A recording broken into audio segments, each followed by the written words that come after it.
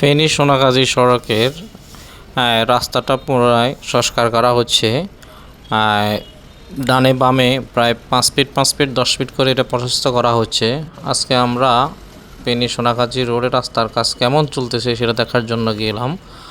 আমরা আসার সময় দেখলাম যে বিভিন্ন বাজারে সিসি ঢালাই দিয়ে রাস্তাটা তৈরি করা হচ্ছে। এটা খুবই ভালো পদক্ষেপ, তাহলে বাজারেরটা রাস্তাগুলো সহজে নষ্ট হবে না। আজকে এই যে এটা হচ্ছে ধলিয়া বাজার, এরপরে আমরা সামনে হয়তোবা বালুচুনি বাজারে দেখব। প্রতিটা বাজারে সিসি ঢালাইয়ের কাজ চলতেছে। আসলে এটা খুবই প্রশংসনীয় উদ্যোগ।